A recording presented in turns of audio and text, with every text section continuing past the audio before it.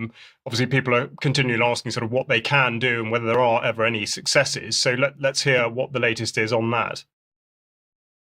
Well, a few weeks ago, I mentioned that the West Dulwich Action Group had actually managed to overturn an LTN, a low traffic neighbourhood within their neighbourhood, and I just sort of looked at this ruling and realised that the Lambeth Council lost, and it was denied appeal, and the LTN must be removed immediately, which is really quite a success.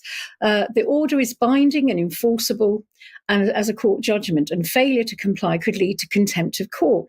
Now, the council must also pay claimants legal costs, £35,000 as ordered, plus potentially more for driver refunds over the LTN fines, which is a massive win. Now, the main tool used to win this case was the gunning principle, which was a precedent set quite a while ago. And the court focused on the procedural impropriety, particularly breaches of the gunning principles, which were Principle 1 is the formative stage, and Principle 2, sufficient information, where the West Dulwich Action Group prepared a detailed 53-page dossier. And this dossier was submitted to Lambeth offices in June 2024, but it wasn't taken into account. And then Principle 4, conscientious consideration. The judgment found that the council officers ignored significant objections and produced selective partial reporting of consultation responses without any explanation of why the dossier wasn't weighed. Now, these procedural failings rendered the consultation unfair and thus unlawful under established case law, which is Brent versus Gunning and R. Mosley versus Haringey.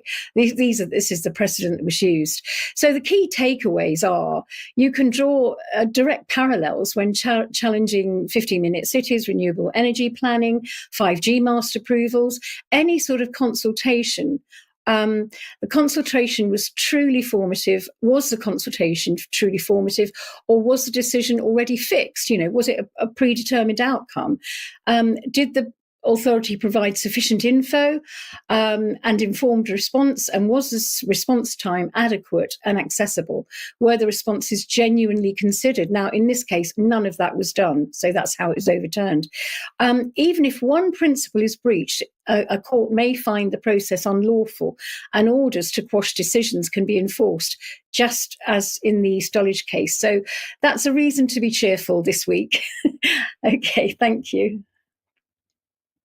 Sandy, thank you very much indeed. And I think that links neatly into what Ben's going to go on and develop as a theme. Indeed, it is. Yes, thanks for that, Sandy. That is a reason to be cheerful, isn't it? And I think that the people of East Sussex need to be aware of that, because we've got a consultation coming up, which I'm going to talk